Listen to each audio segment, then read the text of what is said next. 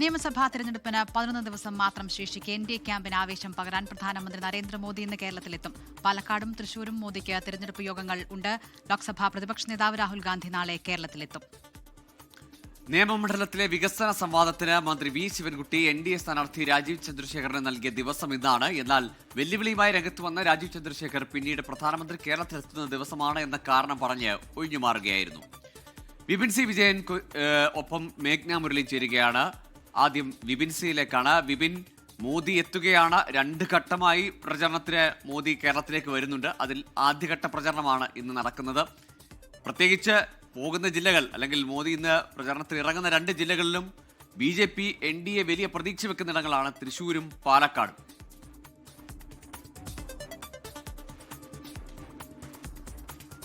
Good morning Gokul ദില്ല. തിരഞ്ഞെടുപ്പ് പ്രചാരണത്തിന്റെ 2ാം ഘട്ടത്തിൽ പ്രധാനമന്ത്രി നരേന്ദ്രമോദി വീണ്ടും കേരളത്തിലേക്ക് എത്തുകയാണ്. പറഞ്ഞതുപോലെ തന്നെ NDA ക്യാമ്പിന് അത് വലിയ ആവേശം തന്നെ ഉണ്ടാക്കുന്നു. ഇന്ന് ഉച്ചയോടെ ഏകദേശം 2 മണിയോടുകൂടി പാലക്കാടാണ് ആദ്യത്തെ പ്രധാനമന്ത്രിയുടെ പരിപാടി. മേഴ്സി കോളേജിൽ ഹെലിപ്പാഡിൽ ഇറങ്ങുന്ന അദ്ദേഹം നേരെ കോട്ട മൈതാനത്തേക്കാണ് എത്തുന്നത്. അവിടെയാണ് പൊതുസമ്മേളനം വെച്ചിരിക്കുന്നത്. കോട്ട മൈതാനത്തെ പൊതുസമ്മേളനത്തിൽ 12 നിയോജക മണ്ഡലങ്ങളിലെ NDAയുടെ സ്ഥാനാർത്ഥികൾ അവിടെ എത്തുകയും പ്രധാനമന്ത്രിയുമായി സംസാരിക്കും. ഒപ്പം തന്നെ വേദി പങ്കിടും. NDAയുടെയും ഒപ്പം തന്നെ BJPയുടെയും ദേശീയ സംസ്ഥാന നേതാക്കളെല്ലാം തന്നെ ഈ പൊതുസമ്മേളനത്തിൽ പങ്കെടുക്കുകയും ചെയ്യും. ഇപ്പോൾ കേരളത്തിൽ സജീവമായി തന്നെ നിൽക്കുന്ന കുറച്ച് വിഷയങ്ങളുണ്ട്.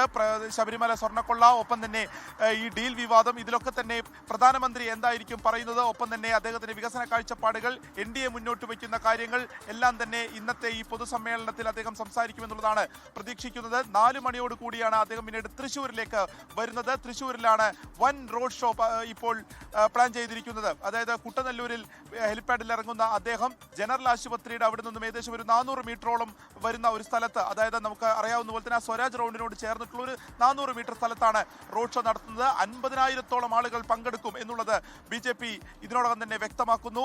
ഒരു പുലികളിയും മാർഗംകളിയും ഒക്കെയായി ഒരു കളർഫുൾ പരിപാടിയാക്കാൻ തന്നെയാണ് BJP അത് ലക്ഷ്യമിടുന്നത്. അവിടെ പ്രധാനമന്ത്രി അവിടെ സംസാരിക്കില്ല. ഈ റോഡ് ഷോ മാത്രമേ ഉള്ളൂ. അതുകൊണ്ട് തന്നെ കനത്ത സുരക്ഷയാണ് ആ ഒരു പ്രദേശത്താകെ ഒരുക്കിയിരിക്കുന്നത്. തൃശ്ശൂരിൽ ഇന്ന് 11 മണി മുതൽ വൈകിട്ട് അദ്ദേഹം തിരിച്ചു പോകുന്നവരെ 1 മണിക്കൂറോളം റോഡ് ഷോ ഉണ്ടാകും എന്നുള്ളതാണ് ഇപ്പോൾ കണക്കാക്കുന്നത്. അങ്ങനെ 1 മണിക്കൂറാണെങ്കിൽ ഒരു 6:30 വരെ വൻ ഗതാഗതത്തിനൊക്കെ തന്നെ നിയന്ത്രണമുണ്ട്. ഒപ്പം തന്നെ സുരക്ഷാ വലയത്തിലാണ് ഇന്നിപ്പോൾ പാലക്കാട് കോട്ട മൈതാനവും ഒപ്പം തന്നെ തൃശ്ശൂരും ഉള്ളത്.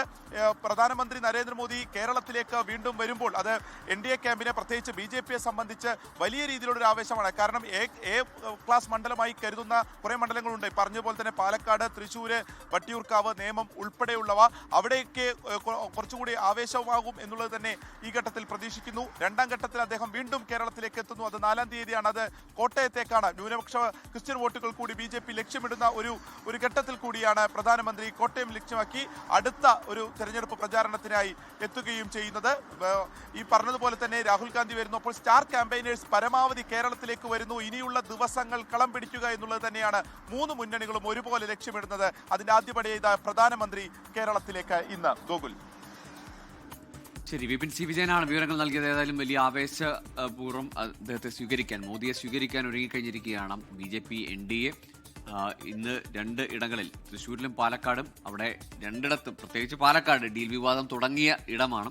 അപ്പോൾ അത്തരം വിവാദങ്ങളോട് പ്രധാനമന്ത്രി പ്രതികരിക്കുമോ? ആ ഡീൽ വിവാദത്തെ കഴിഞ്ഞ ദിവസം പുച്ഛിച്ച് തള്ളി, അല്ലെങ്കിൽ പറഞ്ഞപ്പോൾ ചിരിച്ചു തള്ളി എന്നാണ് സുരേഷ് ഗോപി പറഞ്ഞത് പ്രധാനമന്ത്രിയോട് സംസാരിച്ചപ്പോൾ.